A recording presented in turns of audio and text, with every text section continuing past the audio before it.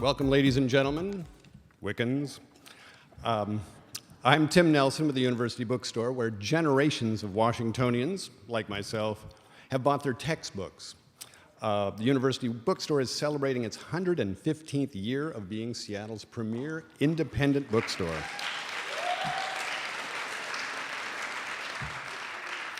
Thanks for your patronage, and thanks for being here tonight to welcome Stacy Schiff on the publication of her new book, The Witches, Salem, 1692.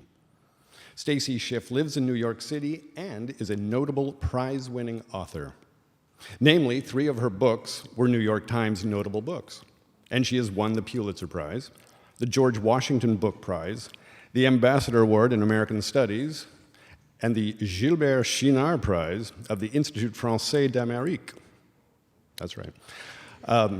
Her books include Vera, Mrs. Vladimir Nabokov, Saint-Exupéry, A Great Improvisation, Franklin, France, and the Birth of America, and in 2010, Cleopatra, A Life. This latter book transported me personally into ancient Egypt and into the arms of Mark Antony, which was a bit awkward, I'll admit, but a fabulous literary experience. Stacy is joined tonight by Steve Scher, a bright star in the Seattle firmament. Steve was resident scholar here at Town Hall last year and is currently teaching interviewing at the University of Washington. He's also doing a podcast with Nancy Pearl. And tonight's subject. Not unlike portions of the population today, mankind in the time of the Reformation had a tendency to take the Bible rather literally. So when the book of Exodus states in the King James edition, "Thou shalt not suffer a witch to live," what are you going to do? Well, for one thing, you might start seeing your neighbor's eccentricities in a completely different light. In 1484, Pope Innocent VIII published a papal bull condemning witchcraft. In the 2 centuries which followed, estimates of those hanged, drowned, or burned alive in Europe numbered to over 100,000. In a 10-year span, 70 years before the Salem Witch Trials, the Bishop of Bamberg in Germany saw to the torture and burning of over 600 alleged witches. From this perspective, the Salem Witch Trials, which saw only 20 or so executed, can be seen as a tempest in a teapot. Stacy Schiff tells us the population of New England in 1692 would fit into Yankee Stadium today. And yet this short period in this small American colony has felled metaphorical forests of wood pulp and celluloid to produce the hundreds of books and movies documenting our fascination with this time of zealotry and hysteria. In the popular global imagination, the Salem Witch Trials have superseded their much larger European forebear. This brief eruption of communal bloodletting in the New World is more than a particularly grisly roadside accident that leaves an impression on our minds but otherwise has no meaning. The question that lies at the heart of the Salem Witch Trials is an enduring human question of the type that sadly every century must face anew. How did an otherwise intelligent people at the dawn of the Enlightenment so give in to fear and superstition that they lashed out in a brief collective terror that extinguished the lives of a couple dozen of their neighbors? Stacy Schiff's new book is both a gripping story and a case study of this question. Please welcome Stacy Schiff and Steve Scher.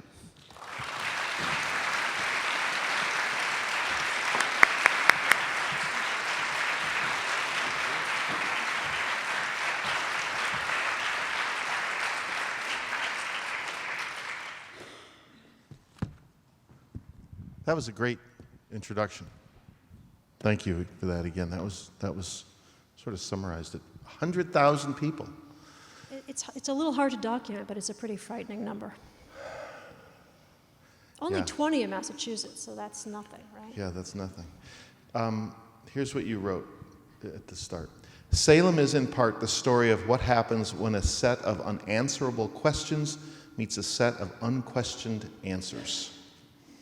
Let's explore that. I would like to explore that fear a little bit, with the murk. What were the unanswered questions? Well, essentially that, to me, was a definition of fundamentalism. And what happens when 2 little girls begin to show signs that can't be explained by any medical diagnosis, is that you fit to them a definition that you have lying around, which is that of witchcraft. And it's a very convenient diagnosis because no one really knows what it is. And once you begin to say it's witchcraft, a whole lot of other things begin to make sense. So it's a way of sort of cleaning up the landscape. It's almost a sort of magnetic way of attracting all sorts of other unanswered problems. And the unquestioned answers is that fundamentalism, is that adherence to the Bible and its literal writings. There's a real thirst here for moral certainty, and this is a particularly black and white way of going about solving a problem. Well, it's not like it's that unknown to us, right? You write about we have the tooth fairy, aliens. Do you believe in the tooth fairy? I do not, but some people because do. Because these people believed in witchcraft. Right, and that's the thing, right? Cold fusion, you thing. said cold fusion, they believed in that. It was really important to me to make clear that two things, that witchcraft was very real to a 17th century New Englander. It wasn't just a myth or a superstition, as a witch would be to us today. This was a fundamental belief. It was part and parcel of the religion. The devil had a palpable presence, and a witch was a confederate of the devil. So there was a place for this in the theological firmament. And also that we too buy into some things that are not necessarily correct. We just don't know yet which ones they are. Yeah, we don't know what they are. Like we have faith that, well, that's the argument about climate change, isn't it? Precisely, or vaccines. Or vaccines. Right, smoking used to be good for you, right? Is it parallel? I mean, is that belief in witchcraft exactly like the belief in, the doctors who told me to grab a cigarette in the 1940s? We weren't around then. I think that, no, I don't. But I see their ghostly images still. I see a lot of ghostly images personally. No, I think it's more of a theological construct, obviously. But it is certainly solidly there for a 17th century New Englander who is walking around firmly wed to his faith. Is that person an individual? Is that person so wedded to their faith and so wedded to their culture that they have trouble, or do they not have trouble, disassociating themselves from the belief, the culture, everything that wraps around them? One of the things you see with the accusations of witchcraft, especially as they begin to build in 1692, is how tribal we all are, and how difficult it was for anyone to veer from accepted doctrine. Part of that, of course, is that at that point, the Massachusetts Bay Colony is a theocracy, and it is being held in very firm control by the ministers. But part of that, too, is that it becomes very risky to in any way dissent from accepted doctrine. And anyone who early on in any way, I should say that the trials, the entire panic is a 9-month period of time.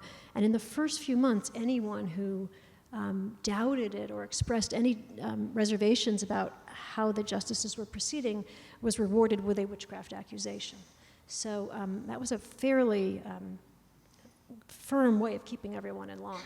You comment on one man, John, I forget John's last name now, Tituba's husband. John Indian. He didn't have a last name. Oh, right. John Indian. That's why you forget his last name. But yes. you commented on the fact that maybe he started becoming an accuser because if he wasn't careful, he'd soon be one of the accused. It seemed, and I think this we can also relate to, it seemed that a very effective way of protecting yourself was to accuse so that you couldn't be accused. And also there was the commitment here to communal purity is very great. So it is almost incumbent on you, if you think that your neighbor down the road is perhaps engaged in some sort of diabolical activity, to turn him in. So there's there's encouragement here to denounce someone as a witch, not only to protect yourself, but to preserve the community. You've read about East Germany and the Stasi. Is it like that? I know it's not theocratic, but it was very much I think it feels oppressive. It's certainly oppressive, and I'm thinking of the Nazi occupation of France or something. I think it's different when you feel you're doing it in the name of God, and I think that's what's stunning in a way to us about the Salem Witch Trials is that you have the most righteous, most educated men in North America essentially prosecuting innocence in the name of God, and that's where I think it's different from denouncing your neighbor for political reasons. So just to go a little more into the murk, I mean, we have these people wedded to their theocracy. They're in a community that is close-knit and watchful, which we'll get to. But what was the landscape like? What did they see? I was watching a TV show called Sleepy Hollow, appropriately, and the entire universe is peopled with demons and ghouls. Is that what they lived in? It took me a long time reading court documentation and diaries and things to understand that the dark was a character in this story, and that the New Englander, the 17th century man, not just the New Englander, lived in a dark that is unimaginable to us because we live in such an electrified world. And you have women going home at night. This comes out from the civil court records of the earlier years. You have women going home at night and tripping over clothes on the floor of their bedrooms and getting into bed and finding a strange man asleep there, and they can't see him. You have young men who will say during the witchcraft that they were afraid to ride home from town to their farms, so when the devil offered to accompany them, they agreed to go along with him. You have girls who walk into barns and are assaulted there by men they don't see. So the dark is just, it's a velvety presence, and things detach themselves from the dark quite regularly, which does certainly encourage seeing spectral forms where they might not otherwise come to the fore. This is also a story of women, as you write about. This is a story of women who are oppressed and women who respond in this way. So what were the lives of women like? Pretty much an endless round of childbearing and burying. You had a lot of work. You had an insufferable amount of work. And as a child, the strain was additionally great, I think, because you watched your mother in a sort of preview of what your life held for you. So there's the strain of piety, there's a pressure of reaching salvation in some way, and then there are the household chores. And I think we have a sense of how great those demands were from what the girls will say the devil promises them in exchange for their confederacy and their help. And very often the girls will report that the devil has asked them to sign a pact in exchange for which they can have relief from their chores or help with the household chores. Sometimes he'll promise them clothes and sometimes fashion books or things, but relief from the household chores was a big seller, which does tell you something about what these girls were doing. I mean, they're constantly sewing and planting and churning and spooling, and they're watching their mothers bear baby after baby after baby. And because their mothers are often sacrificed in childbirth, there are a lot of evil stepmothers in this story as well. So there's a sort of almost fairy tale element here. It's not unusual that you have a girl in court accusing her stepmother of witchcraft because the two of them have never got along. You also write, this is a story of women in peril that we've turned into a story of perilous women. We being men, culture? I think culture. One of the reasons that I was eager to go back to this is because of our misconstruction of what we have so many. This is not what we think of, I think, as the Salem Witch Trials. What really happened is not what has come down to us. Most of us come to it through the Crucible, which we were all in high school or read in high school, except for me, who, if I'd read it in high school, I wouldn't have had to write this book. And I think that idea that it's a crime, it's a male crime, which is perpetrated on women, is very much what we think is at the heart of the matter, which is never burned in New England. They were hanged. It's so fast-moving, which I think we lose. And I think we've lost all sense of the political and cultural context, really. Yeah. So yes, I think there's a wholesale, I think Arthur Miller and Hawthorne have claimed the territory there. All right, So a little definition. What's a witch? A witch is a person, male or female, but usually female, who has signed a compact with the devil, and because of that compact has the power to perform unnatural feats. And those are feats which are malevolent and which are essentially aimed at helping the devil to recruit others for his evil ends. And they can look like anything, and they can be anyone, male or female. They can be male or female, and that's another misconception about Salem, where you have 5 male victims. A witch can transform herself into animals, cats and hare and dogs and rabid black hogs and other such things. And she has a menagerie of imps or familiars that help her to work her magic. And she has marks on her body. It's interesting. It's the English witch. It's not the continental witch. And what's the difference? The continental witch tended to have more fun. Not surprisingly, the Puritan witch never does anything debauched, doesn't eat voluptuous cakes, doesn't dance, there's no music, doesn't fly, actually. The English witch had never really flown. The New England witches will fly, which is a clue as to how this incident happens. But they go to diabolical Sabbaths at which they actually listen to sermons as opposed to indulging in carnal acts. So it's a very puritanical version of the witch. But the two things that are particularly English are the imps and the compact with the devil, which are specifically English constructs. So Salem and the area witches were not anything new. People had been accused of witches before. People had been executed as witches. But mostly, you're right, people were found not guilty in the courts for being witches. Who were the accusers in 1692? There had indeed been a history of leniency, and there had been plenty. What sets Salem apart is not that people are accused of witchcraft, it's the merciless prosecution. And what starts it are 2 girls who seem to be suffering the symptoms of witchcraft, the daughter and the niece of the Salem village minister, who will name 3 names, who accuse 3 women. And we don't know if the girls name the names or if the names are suggested to them.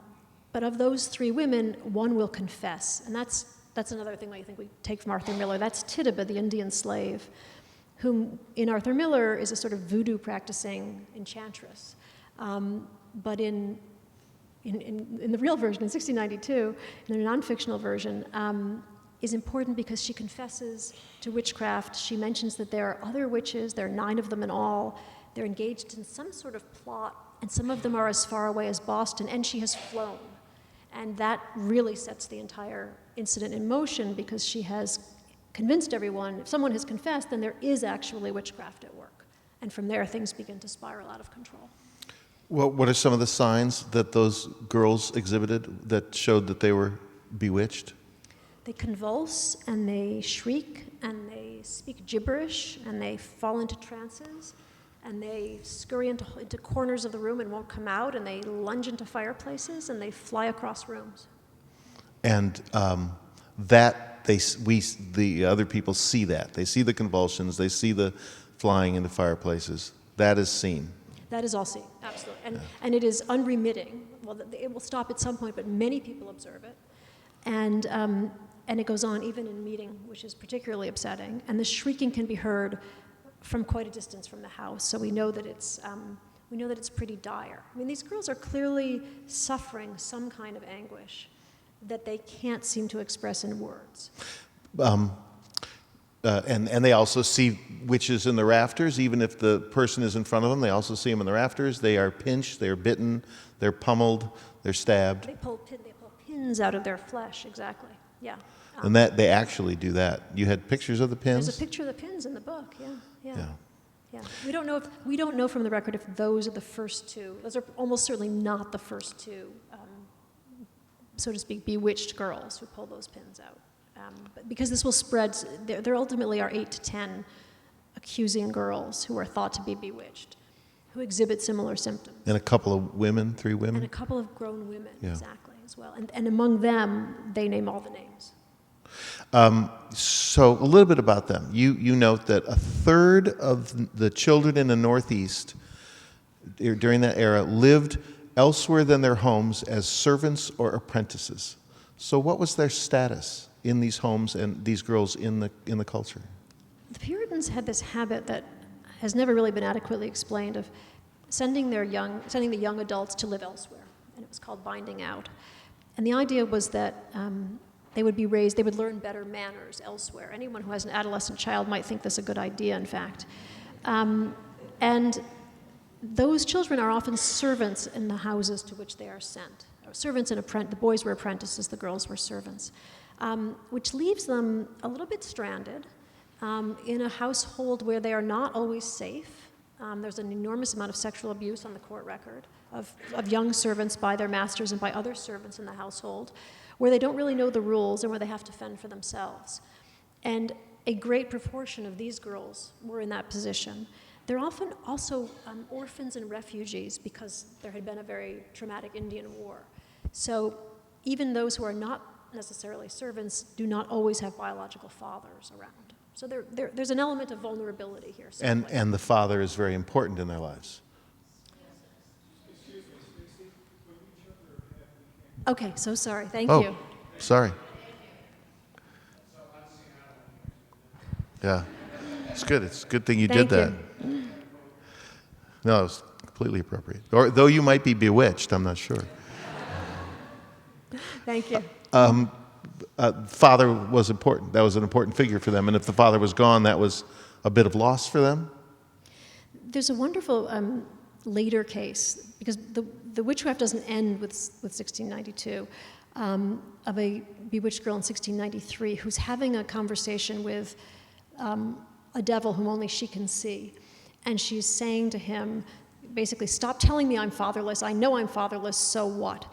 And it does seem to imply that there's a certain discomfort with the idea, a certain vulnerability anyway, to not having a father figure in your life. So I know you've looked at this. So looking back on it now, what do you think their mental state was, these girls? Well, it's very hard. First of all, I don't have a medical degree. And second of all, it's hard to diagnose them at a distance. We don't have any diaries of theirs. We have their conversations with the devil, and we have their court testimony. And that's really all we have. The two first girls who begin to suffer are living in a household that is under a huge amount of stress. The minister, their father and uncle, is a very contentious man, and he's on the outs with his parishioners. They're living in a household which is very cold at the end of an extremely Arctic winter. And part of the minister's salary was meant to be paid in firewood, and his congregants have not been particularly cooperative about delivering the firewood because they don't particularly like him. So they're living watching their father and uncle be somewhat abused by the community. And if it was cold for him, I can imagine it would be rather cold and frightening to the girls. And they're watching him, they're hearing people stomping in and out of the house to express their grievances with Samuel Parris, the minister. So my guess is, and this is speculative, that strain would have been something they would have picked up at that point, and then certainly at the end of a very long, very cold, very bleak winter. I think everybody's a little bit on edge. The girls were generally confined to the house over the winter.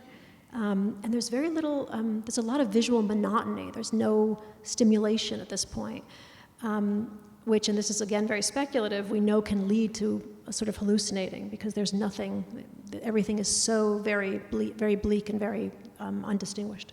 I mean, so we have these people who are surrounded in a dangerous world. They're hungry. They're not necessarily that wealthy, and they are traumatized, and they are afraid of the dark. And there are Indians all around, yeah. Mm-hmm. And so that's the accusers. But so as we move out from sort of the mental state, who are the accused? And then we'll get to who the people are who try them. But who are the accused? Well, that's the truly frightening part about 1692, in that there's not exactly a randomness to who gets accused, but it's not the outliers who are accused. Those first three women who are accused are indeed vulnerable women. One is a beggar woman, one is a very litigious woman, and one is an Indian slave. But afterward, You have ministers who are accused. You have extremely wealthy merchants who are accused. You have 5-year-old girls who are accused. You have full church members who are accused. So there's this sense of not knowing if the next knock is going to come at your door. In most cases, we can figure out a reason why someone might have been accused, or we can see a bit of unfinished business, or a long-standing feud, or a decades-old witchcraft accusation. There's usually some piece of logic, but not in all cases. In a few cases, people are accused because they have either expressed skepticism about the existence of witchcraft, or because they have been authorities who have refused to help round up more witches.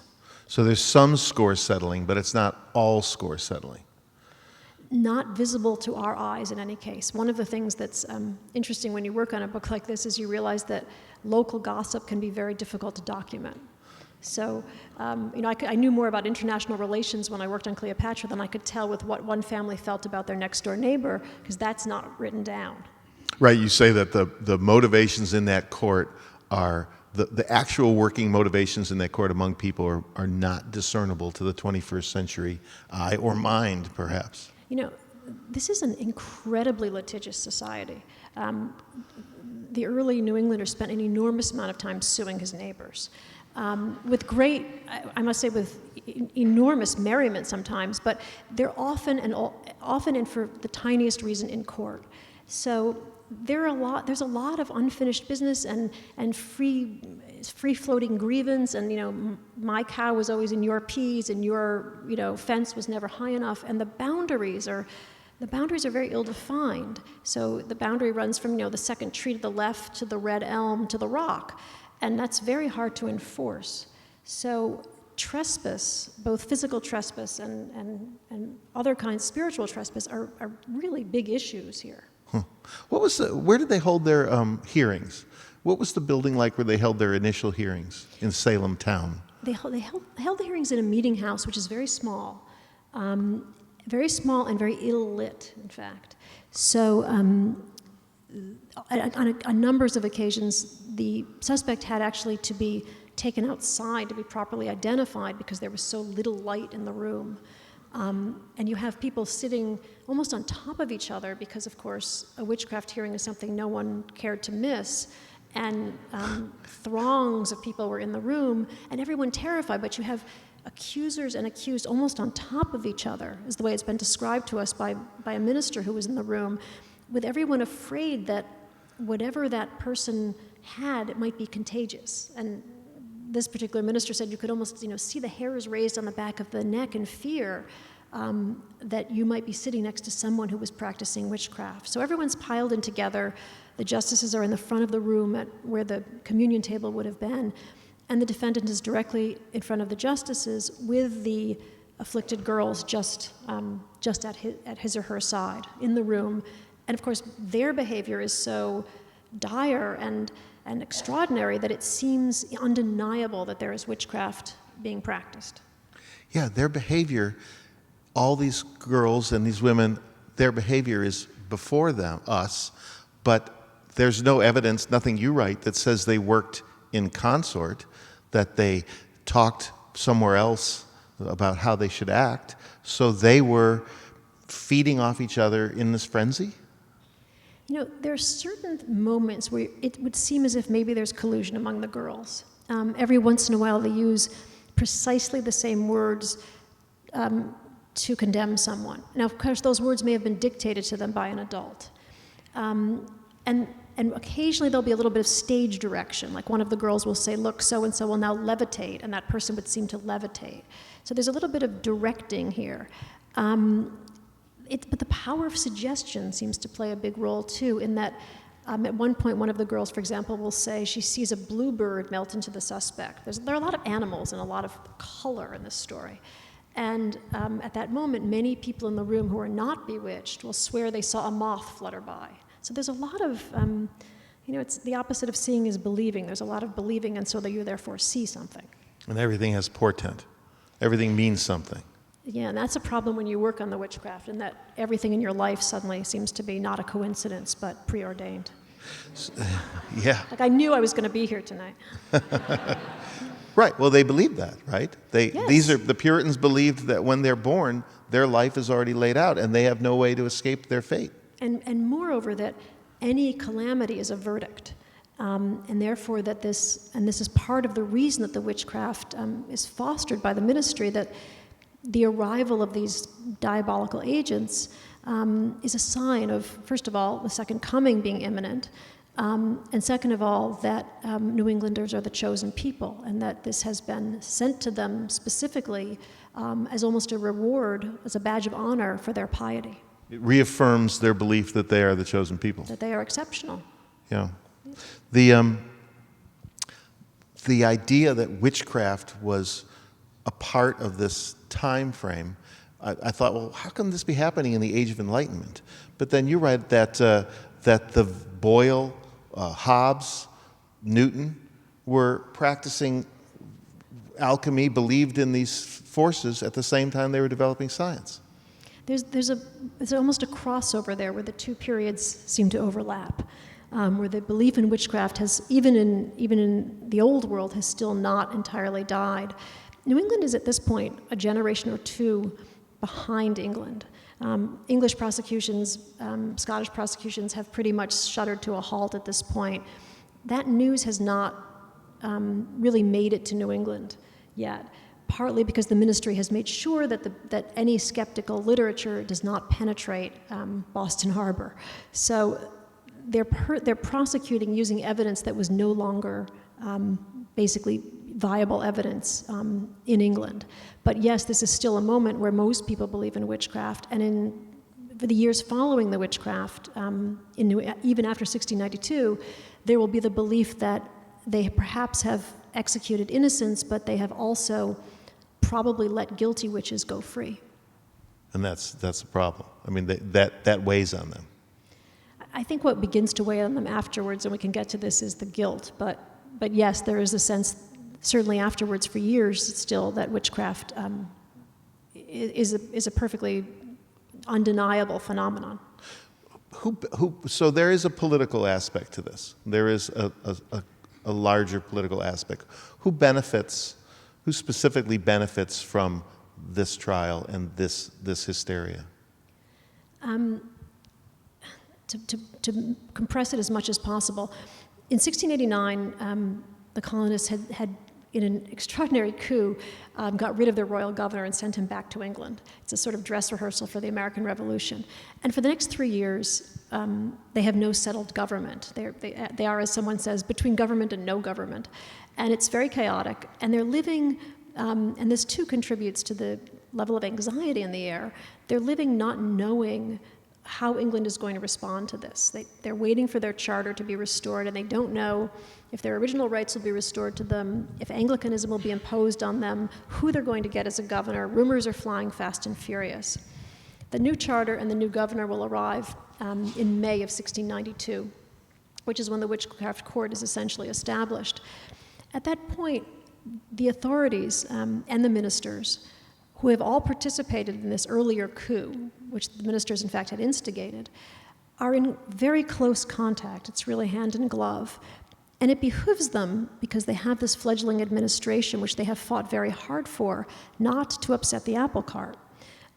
So there's every reason at this point for no one really to express any criticism of what his colleagues are doing, because they really need to prove that, first of all, they're grown-ups, they can adjudicate their own affairs, and that this new government is a legitimate government. So you have this moment of no one really wanting to stick his head above the barricade. So what, is it like a perfect storm then? Because at the same time, as you say, there were some skeptics, and later they do feel guilty for some of the people, for the way people were treated. It's interesting to see how the skepticism finally makes itself heard. There are a few, there's a Baptist minister, for example, early in the summer, who will suggest that perhaps this is not a proper way to try. This is an over-prosecution, and that innocent people are being condemned. He will be arrested and fined.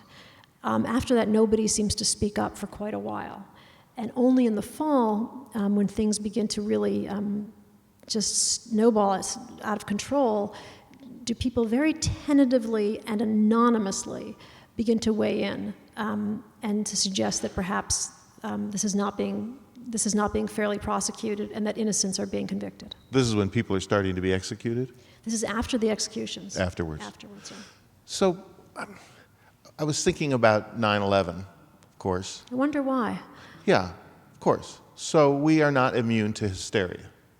And then we have that hangover, right, where we're sorry, but it's still there. And that's what happened here? That's what happens here, except that we have discussed, I think, to some extent, our shame and our remorse and our missteps.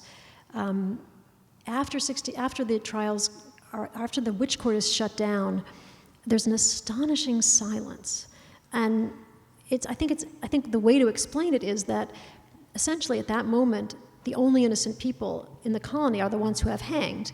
Everyone else is to some extent, or most people, complicit, whether they've accused or not, just by virtue of their very silence. And it's very hard to point fingers at this point. All of the justices on the court will go back to leading the colony. The Chief Justice, who's a very forceful prosecutor, will become the new governor of Massachusetts. No one is held accountable. There will ultimately be a few apologies, but generally there is silence. And from the historical point of view, from the documentation point of view, it's as if the year evaporates. There are almost no diaries from that period of time. Sermons from the summer will disappear. Ministers' diaries will skip over those months. The church record book skips over those months. One of the witchcraft justices' correspondences, we have 1691 and 1693. It's as if the year never happened. It's fascinating. So we at least haven't done that with 9/11. No, not yet, yeah. You folks have questions, I know. There's a microphone right there. So head over that way if you would. How'd you come to this story? Partly in thinking that we misconstrue it, that it wasn't fair that we were taking Arthur Miller's word for it, that we had really misshapen it in some way. And it's so much more fascinating and surprising than I had ever realized.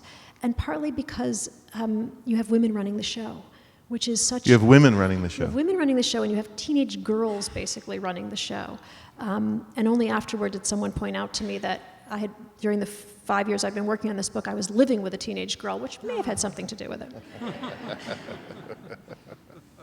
I've got a question. I read an article in Scientific American about the conditions that would have promoted ergotism, i.e. mass hallucinations on top of all this other stuff. Now they are seeing it. They are seeing stuff fly. Did you run into any of that information? This is the theory that just won't die. There was a wonderful theory in 1976 that ergot, which apparently is a hallucinogen produced by fermented rye, would explain the girls' hallucinations, or anyone's hallucinations for that matter. And it's a very elegant theory. It's interesting that it would have been promoted in 1976 when we were maybe thinking about hallucinogens. But it doesn't explain a number of things, and it's been discredited. And what essentially doesn't explain is why the girls were sometimes afflicted and sometimes perfectly normal, why only some people were hallucinating and others were not. Evidently, it was the wrong season for the rye to have fermented to that extent. And it also doesn't explain why, when the girls see things, or why, when they're accusing, they tend to resort to imagery that comes directly from the Puritan playbook. It is a little coincidental to me that what they see is exactly what they've been told the devil looks like. A lot of sermons from those months turn up in the witchcraft testimony. That doesn't seem coincidental to me. You know, it's funny that this is a living notion. This is a living story. Jeff, who's doing the sound, he's a noise. That family. And Katie Sewell, who is my colleague and now works at Town Hall, used to have on her desk at work the diaries of Samuel Sewell. Probably the greatest 17th century diary, absolutely. And he was also part of this, and that's part of their lore and their legacy is that story. Samuel Sewell is the witchcraft judge, the only one who will apologize afterwards in a really noble, an extraordinarily noble moment where he basically stands in front of his co-parishioners in the meeting house. This is 5 years later, and bows his head, and he uses words that no one else uses afterwards. He mentions sin, remorse, guilt, I'm forgetting a word. He uses all the loaded words that no one else would use. And because of that, the Chief Justice turns his back on him. He's very much looked down upon because he's had the ill grace to actually want to wash his hands of what has happened. Can you just explain what happened to the accused once they were accused, and what was their life like between that point when they were accused and they went on trial? Massachusetts had very small and very primitive prisons because no one really spent any time there. There was a lot of work to be done. There was a very small workforce. So the idea was that most crimes should be, most punishments should be delivered quickly and deftly, and no one really should be in prison for a long period of time. This is a problem in 1692 because you have an enormous number of people accused of witchcraft, so needless to say, for the entire society's protection, they need to be locked up and they need to be manacled. And there really there weren't the facilities to do that. So you have everyone who's accused essentially is jailed in tiny prisons, which are freezing until midsummer, at which point they are just broiling. Everyone's in chains. The conditions of a Massachusetts prisoner were particularly depressing because you paid for your shackles, and you paid for your provisions, and you paid for your blankets and your bedding. So all of those charges were incumbent on the families in order to keep the prisoners alive. About midway through the summer, it's occurred to people that if they confess to witchcraft, they probably won't hang quickly. And they many people confess and they go back to prison. So then the prisons become particularly crowded.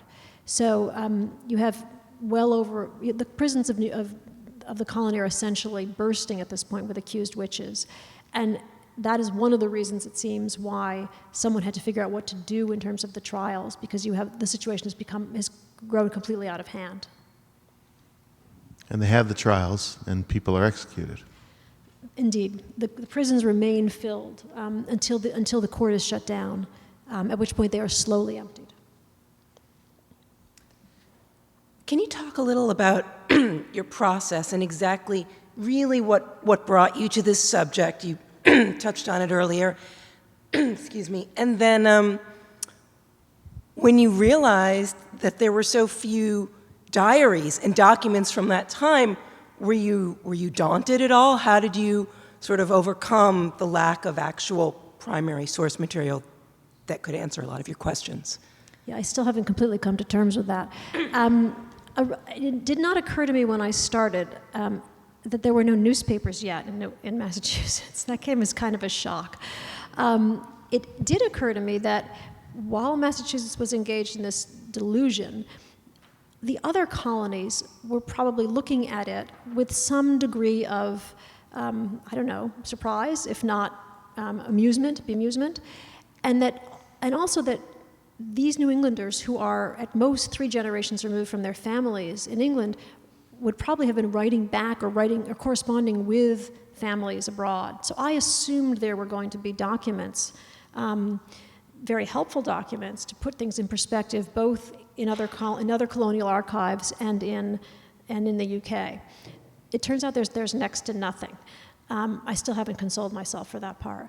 The only commentary really on what's happening in Massachusetts at that point comes from the Quakers, because of course the Quakers have been severely prosecuted by the Puritans, and the Quakers are watching this, just with glee, because here they are hanging each other now that they've tried to hang us, was basically their attitude. So there's a little bit on that front. I basically find you have to write around the holes. I had this problem with Cleopatra, needless to say. So you go where the documents will take you. We don't have a diary from a Puritan girl, so you have to fill in her life elsewhere. We don't understand what would lead a chief justice to prosecute this ruthlessly. So you end up having to look back at his prior history to see where he's coming from. So I guess what I mean to say is you end up digging in different places where you hadn't expected to dig. And the same would be true in why are a mother and daughter and grandmother each accusing each other in court? What is it with this family? What is the dynamic among 3 generations of women that would lead them to accuse each other of witchcraft? And you just kind of, I think, right around the holes and hope the reader doesn't notice. Well, or you fill them in as best you can, as you did. Two sort of last questions I'm curious about.